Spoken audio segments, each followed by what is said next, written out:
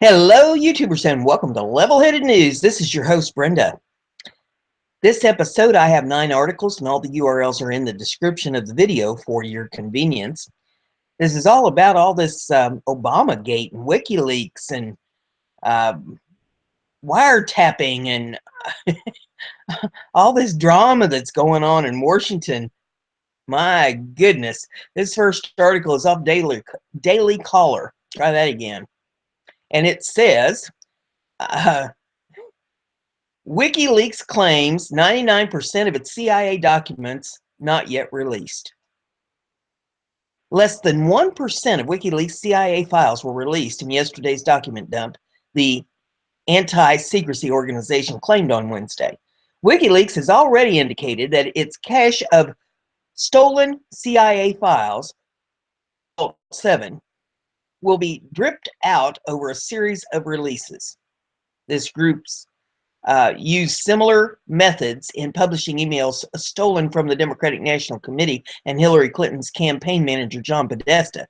Tuesday's release revealed a global covert hacking operation by the CIA showing how CIA hackers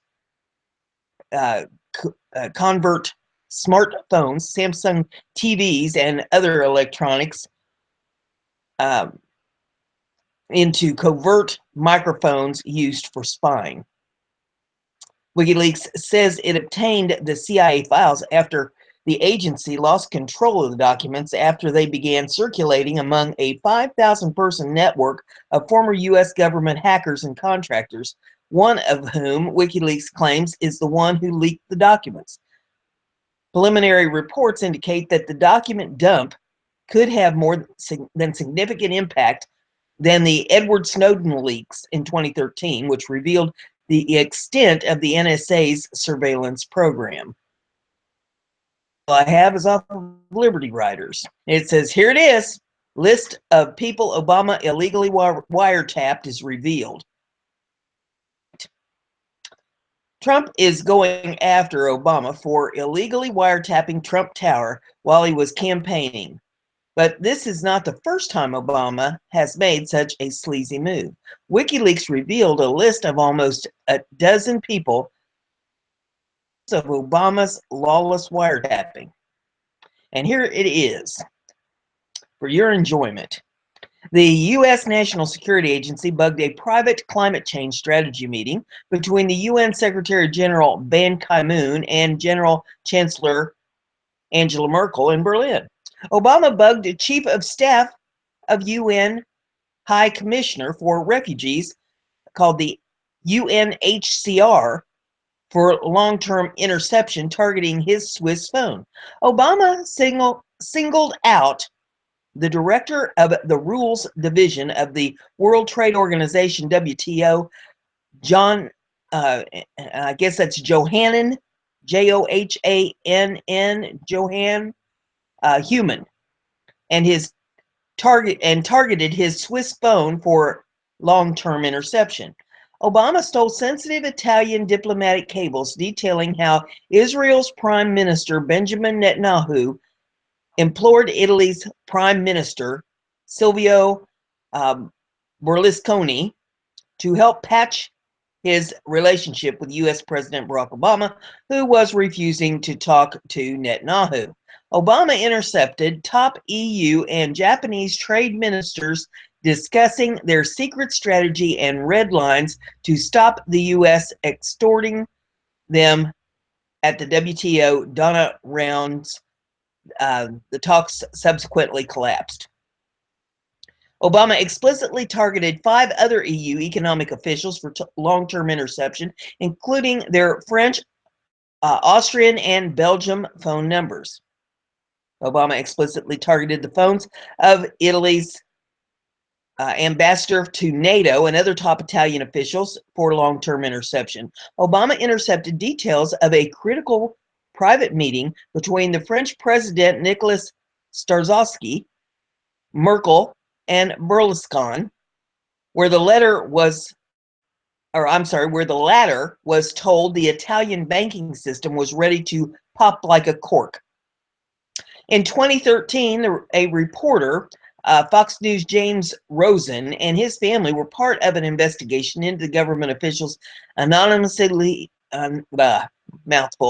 anonymously leaking information to journalists.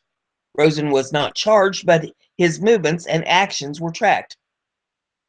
Also, in 2013, members of the Associated Press were a target of the surveillance. The ultra-liberal New Yorker even noted that in moderate and liberal circles, at least, the phone record scandal, partly because it involves the dear old AP and partly because it raises anew the specter of Big Brother, may well present the most serious threat to Obama's reputation. Reporter Cheryl Atkinson said in 2014 that her personal computer and CBS laptop were hacked after she began filing stories about Benghazi that were unflattering to the Obama administration. A source who checked her laptop said the hacker used spyware proprietary to government agency, according to an article in the New York Post. Obama deserves to rot in jail for what he did, using the powers of the FBI, CIA, NSA to spy on your political opponent is as dirty as it gets. President Trump is not going to let him get away with this. The next article that I have, and get this to come up here. It's also off of Liberty Writers.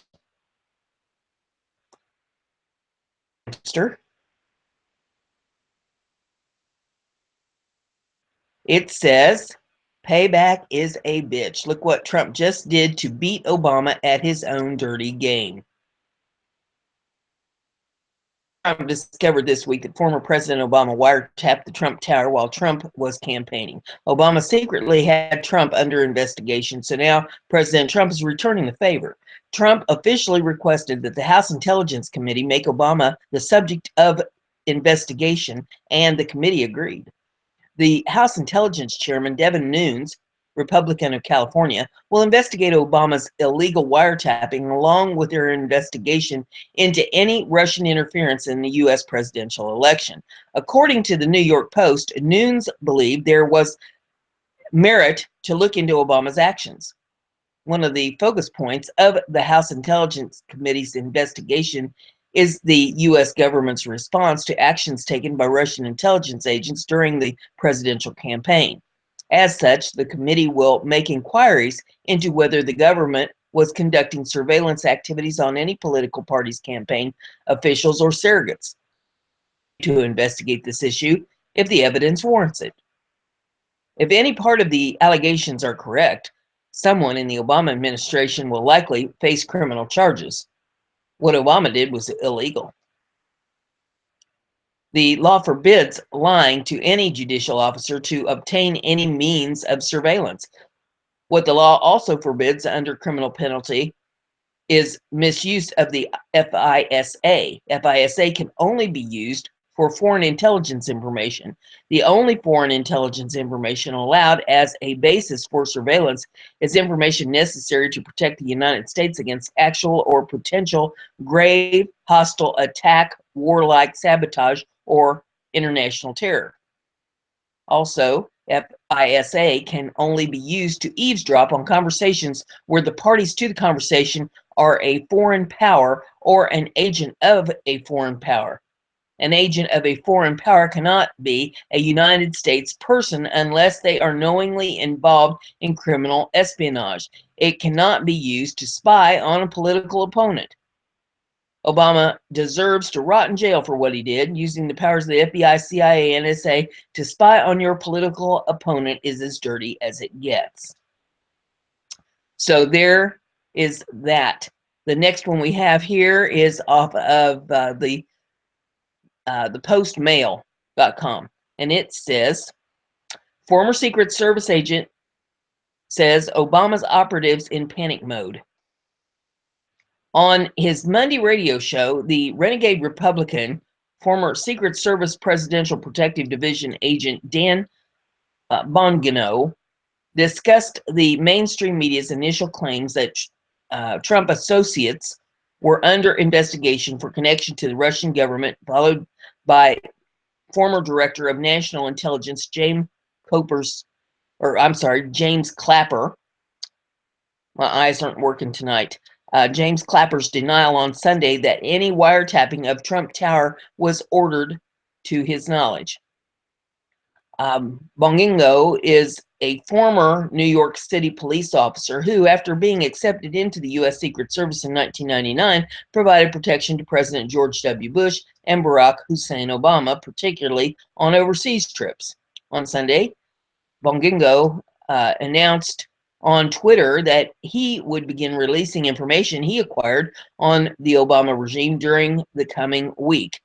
It's time, he said, following Trump's startling tweets on Saturday morning claiming that Obama ordered his Trump Tower office wiretapped in October. The media visibly circled its wagons to deny that Obama had been involved.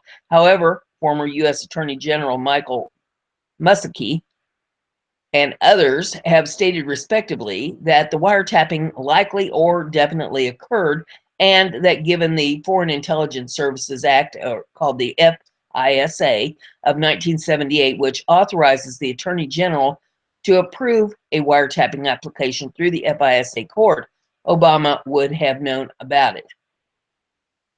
Approximately two-thirds through the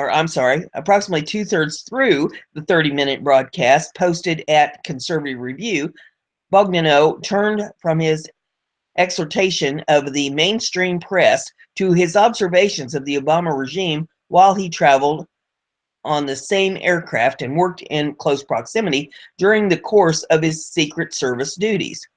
While Bogdanow said that he is not claiming that all of Obama's political appointees were bad, he said he saw indications that Obama surrounded himself with people concerned about Obama's welfare and not loyal to the United States of America. He suggested that in their adoration of Obama, the occulties see Donald Trump as some kind of a fraudster who is evil and has to be taken down. They're not operating on facts in the world of reality, Bogdanow said, which he said could include leaking information, lying to the media, committing federal felonies, submitting affidavits for wiretaps that leave out exculpatory evidence, continuing investigations, even though we know they are dead ends, readouts of Trump's conversations with the Mexican president and Australian prime minister, as well as the contents of telephone calls conducted between Trump, then National Security Advisor Michael T. Flynn, were leaks to the Washington Post and the New York Times, causing a maelstrom of criticism and hyperbole, which eventually led Flynn to resign on February the 13th after only 24 days in his position. These are not good people, Bogdanow emphasized. His co-host Joe responded by repeating Malcolm X's motto, by any means necessary, which Bogdanow then affirmed. During the last few minutes of the show, Bogdanow speculated, based on his observations, that Obama operatives are now fearful that their actions during the Obama years, including those involving Russian connections, will be exposed due to Trump's unexpected November victory. Believe me, there are staffers listening to this who know exactly what I'm talking about, he contended. There's information out there about what Barack Obama did, what some of his people did when they were in office, that they don't want uncovered, that's going to make them look very bad. He said that had Hillary Clinton won, the operatives believe their actions would have been buried. Now that they lost, they're freaking out. They're in panic mode right now, Bogdanow said. He speculated that Obama operatives feel they have to get Trump out of there before this information comes out and some of the activities these people were involved in. He then invoked a Forbes article published on Monday detailing connections between the Democrats and the Russian government, including the sale of 20% of the U.S. uranium supply to the Russians. As of press time, the Post and email has not located the article, although the uranium sale was widely reported by the mainstream press in April of 2015. Bogdanow concluded his show by urging listeners to tune in to his Tuesday show, after which he repeated, "I'm going to leave you with this. These are not good people." Those wishing to subscribe to his show can do so by clicking a link here in this article. So if you pull this up, you can subscribe to that if you would like. It says, while he said he would not divulge the names of specific operatives, he said that illegal activity was well within the scope of their agenda. Before Obama was elected in 2008, many Americans questioned his eligibility, allegiance to the United States based on his report of dual or triple citizenship, and agenda for the country based on his favoring of spreading the wealth around. Article 2, Section 1, Clause 5 of the U.S. Constitution requires the president to be a natural-born citizen. With credible news articles having reported Obama was born in Indonesia or born in Kenya prior to his first presidential election in 2008, many Americans expressed doubt as to whether or not he was eligible for the office. Rather than investigating, the mainstream press execrated, ridiculed, and insulted anyone asking such questions, even if they themselves had once reported Obama as a foreign-born, as in the case of MSNBC's hardball anchor Chris Matthews. In March of 2012, following 6 months of investigation, a team of investigators announced at a press conference that the image released by Obama White House, said to be a scan of a certified copy of Obama's long-form birth certificate, is a computer-generated forgery. His Selective Service Registration form was also found to be fraudulent after investigators requested to inspect a certified copy on file with the Selective Service System.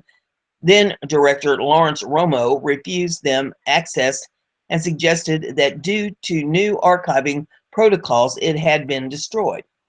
The mainstream press refused to investigate the findings, as did the Congress, despite warnings from Maricopa County Sheriff Joe Arpaio, who commissioned the investigation, that Obama's lack of verifiable documentation posed a national security threat. Obama was re-elected in November of that year. Further, lead investigator Mike Zullo has reported in radio interviews that airline manifests from the days preceding and following Obama's claimed birth certificate or birth in August 4th of 1961 are missing from microfilm provided to him through an FOIA request by the National Archive Records and Administration, called NARA.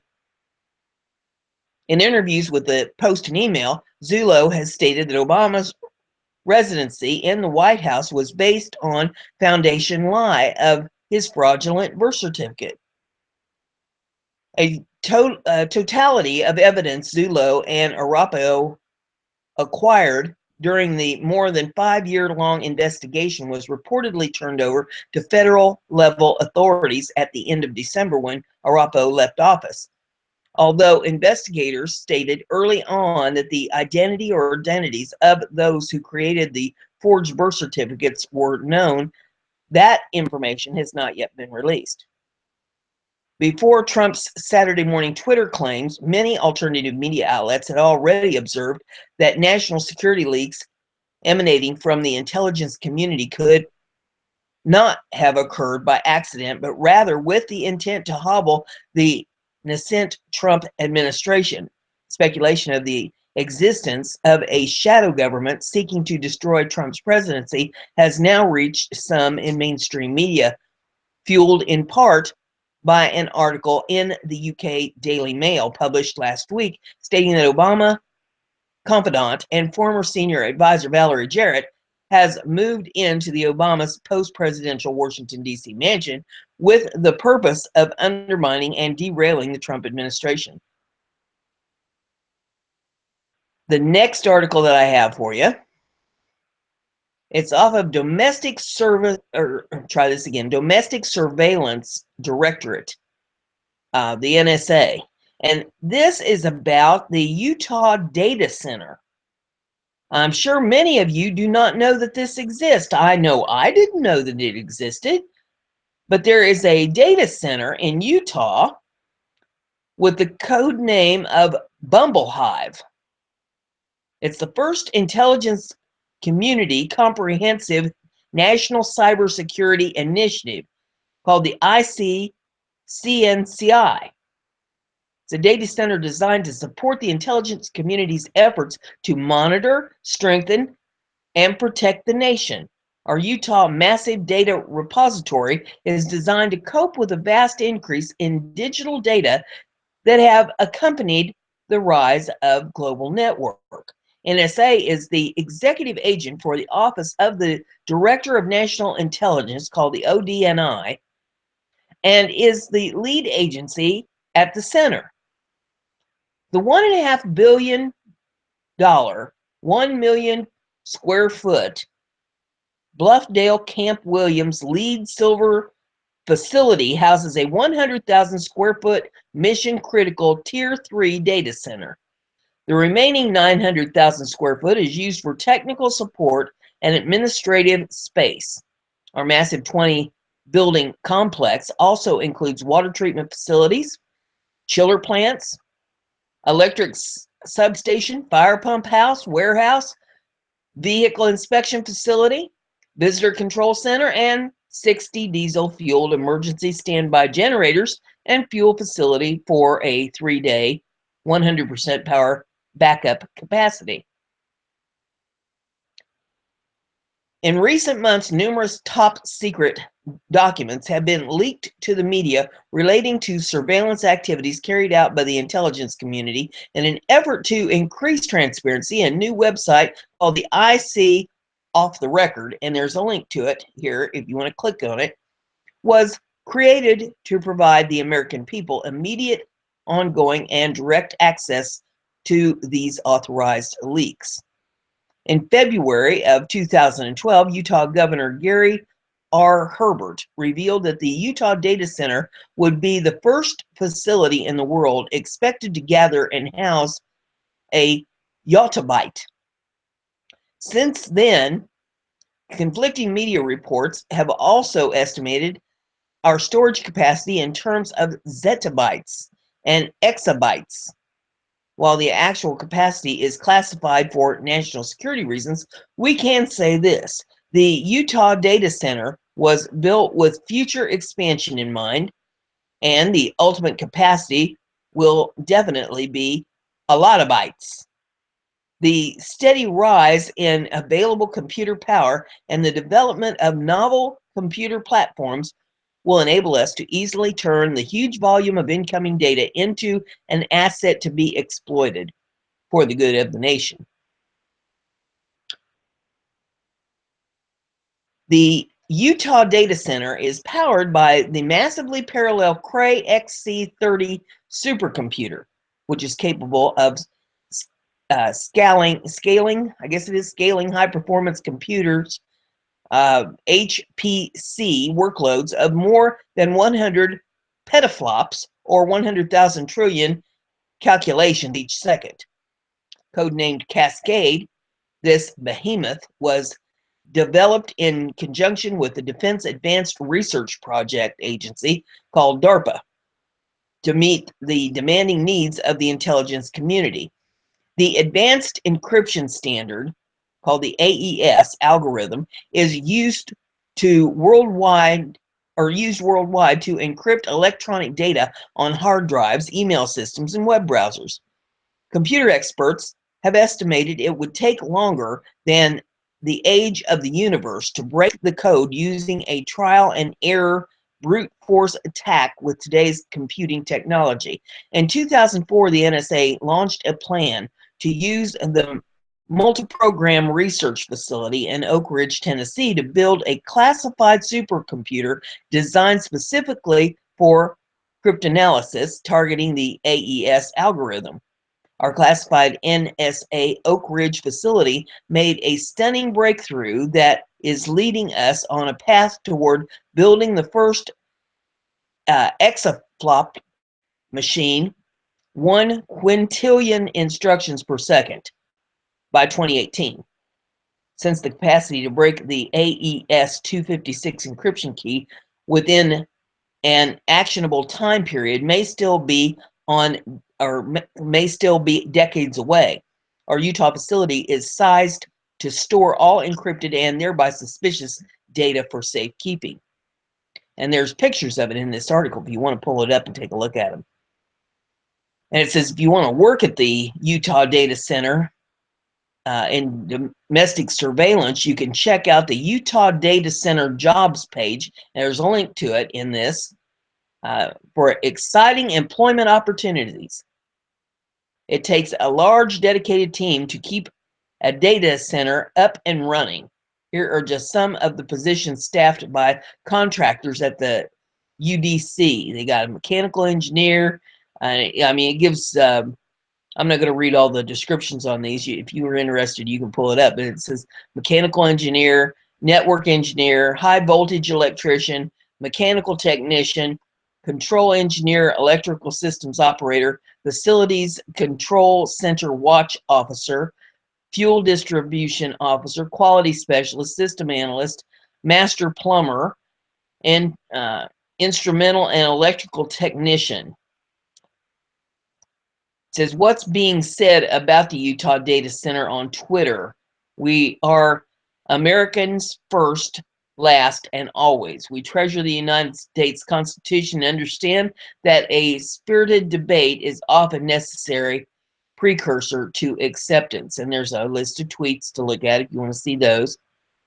And it says, Utah Data Center site plan. The site plan below shows the location of the administration building, chiller plant, data halls, generators, fuel storage tanks, storage warehouse, power substations, visitor control center, and vehicle inspection facility.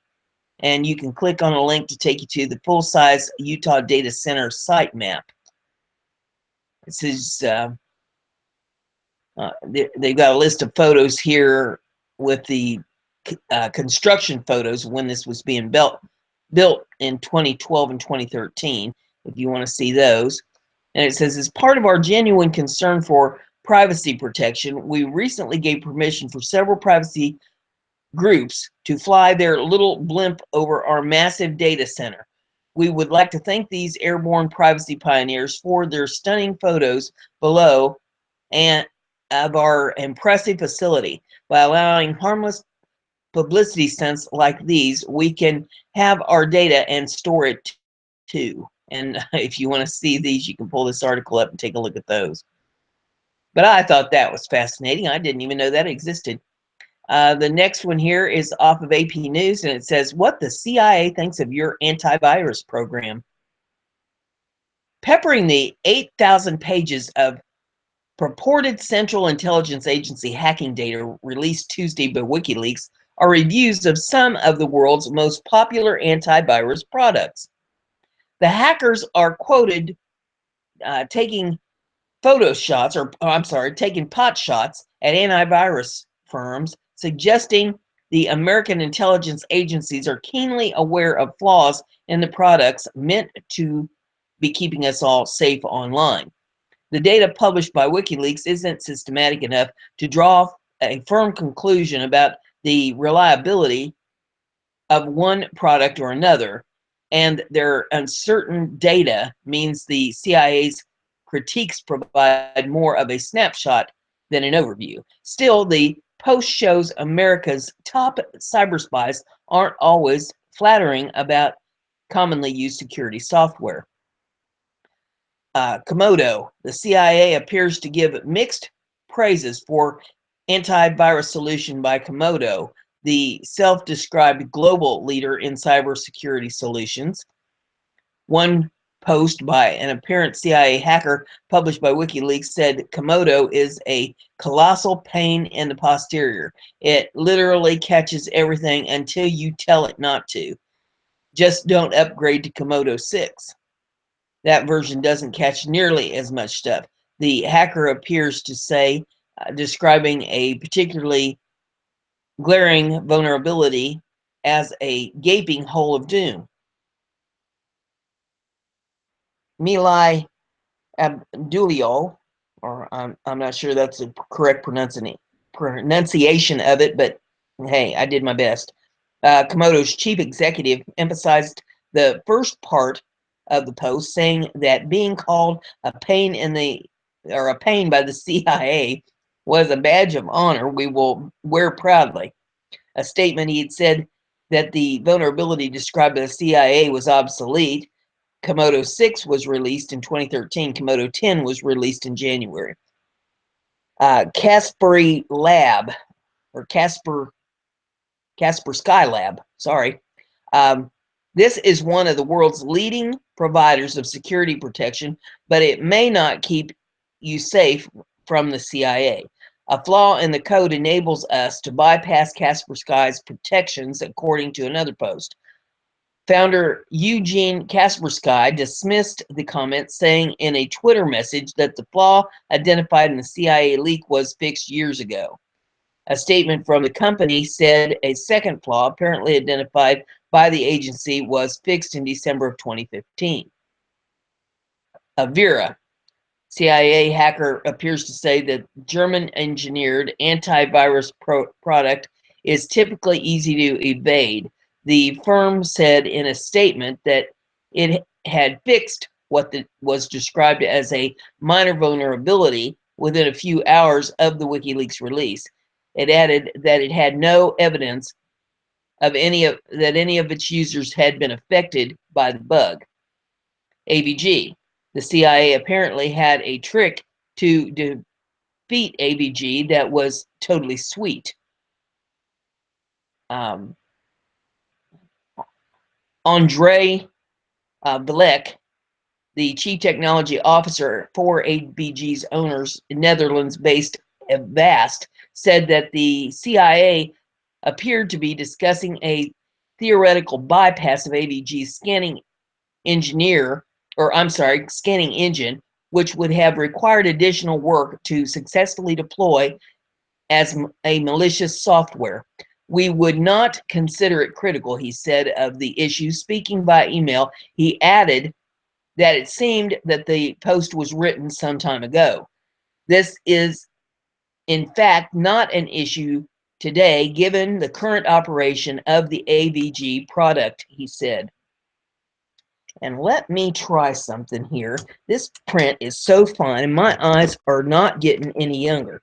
Let me see if I can blow this up big enough it makes it easier to read. There we go. That looks a little better. It says F-Secure. One CIA hacker appeared to be particularly scathing about this finished security software.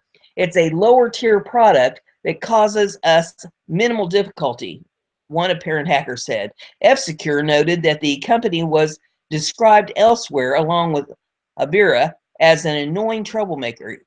It said it was a broader point to be made about the CIA's apparent decision not to warn antivirus companies about the flaws in their products. The agency considered it was more important to keep everybody unsecure and maybe use the vulnerability for its own purposes or counterterrorism purposes. F-Secure's chief research officer, Michael Hyponen, said in a statement. Bitdefender. The posts aren't complete enough to say for sure, but Bitdefender, a Romanian antivirus product, seemed to cause CIA hackers a lot of trouble. One post appears to suggest that Bitdefender could be defeated by a bit of tinkering, or maybe not. Alas, we've just tried this. A response to the post said Bitdefender is still mad. Bitdefender representative Marius Butchery said the only conclusion to draw was that we are detecting the CIA tools. It says this story has been corrected to show that the last name of Bitdefender's representative is Butcherchi. Meg Kinnard in Columbia, South Carolina, contributed to this report. So there you have that information on what they think about some of these antivirus programs. They didn't list them all, but they listed a few. The next one's off Liberty Writers and says, it is happening. Democrats are fainting left and right at what Trump just did to Obama. The chairman of the House Intelligence Committee says that his panel will probe President Donald Trump's allegation that Trump Tower was wiretapped. This is great news. Representative Devin Nunes, Republican from California, will take the call to make the inquiries into whether the government was conducting surveillance activities on any political party's campaign officials or surrogates. On Sunday, Senate Intelligence Committee member Senator Tom Cotton, Republican of Arkansas, said that he was going to look into it. We've already begun an inquiry on the Intelligence Committee into Russia's efforts to undermine confidence in our political system, Cotton said. That inquiry is going to be thorough, and we're going to follow the facts wherever they lead us. And I'm sure that this matter will be part of that inquiry. Terrible. Just found out that Obama may try this again. Terrible. Just found out that Obama had my wires tapped in Trump Tower just before the victory. Nothing found. This is McCarthyism. Is it legal for a sitting president to be wiretapping a race for president prior to an election? Turned down by court earlier, a new low. Those are Trump's tweets. So James Clapper came out and said that Trump was lying. He absolutely denied there was secret court order to tap the Trump Tower. We need to get this out there. Trump is moving steps ahead. He is a chess master, and Obama and his crooked cronies only play checkers. Obama's legacy is about to get trampled among his crimes. The next one that we have is off of Liberty Writers, and it says, Traitor alert. James Comey just turned on Trump. Is this the end? When it gets bad, you learn who your real friends are. Now, FBI Director James Comey has turned on Donald Trump after the president accused Obama of wiretapping his phone's Trump Tower. On Saturday, James Comey asked the Department of Justice to reject President Trump's claims. According to reports, Comey believes that Donald Trump's claims are false and that they also imply that the FBI and, as a result, Comey himself broke the law. Officials from both the FBI and the DOJ have declined to make any sort of comments to the media. It is also strange that Comey would request the DOJ to rebuke the claims while choosing not to make any such public statements himself. Now, Donald Trump has gotten the House Intelligence Committee on board to fully investigate the wiretapping claims. If they turn out to be true, it could be a scandal even bigger than Watergate. The next one that I have here is off of Liberty Headlines, and it says, with Trump over wiretapping allegations. Well, I bet he is. In a report demonstrating the collapse in diplomatic relations between the current and previous president, the WSJ wrote overnight that rapport between Barack Obama and Donald Trump has unraveled, with Trump's convinced that Mr. Obama is undermining his nascent administration, while Obama is furious over Trump's tweets accusing him of illegal wiretapping. The WSJ wrote that after shaking hands on January the 20th, the day of Trump's inauguration, the two presidents haven't spoken since, although Trump tried to call Obama to thank him for the traditional letter that one president leaves for his successor in the Oval Office. The reason Obama was traveling at the time, and the two never connected. As an amusing aside, the WSJ adds that the rift is distancing Mr. Trump from a former two-term president who had offered to give private advice and counsel as a one-time businessman settles into his first job in public office. Of course, if Trump is correct and Obama did in fact order wiretapping of Trump Tower, Obama was actively seeking to impair the Trump campaign and chances for presidency, so that statement may seem a little suspect in retrospect. Accuracy of the report notwithstanding, it is obvious that the bad blood between the two people has grown to unprecedented levels. Douglas Brinkley, a presidential historian, said the open friction has upended traditional and almost unwritten rule that you treat your predecessor with a degree of grace and decorum. There are these kinds of things that have happened in the past, but nothing to the degree where a sitting president would charge his predecessor with a felony, Mr. Brinkley said. It creates a feeling of instability in the United States. And the final article I have is off Liberty Writers, and well, let me take that back. I've already read this one. This was the Payback. So those are your 9 articles for this episode. I have more episodes to follow. I'll be busy this morning. So stay tuned. And if you like what I'm doing here, give it a thumbs up. Don't be afraid to let me know. Share it on your social media so everybody gets to read the news or hear the news. And if you haven't subscribed, please do. That way you'll stay informed. See you in the next one.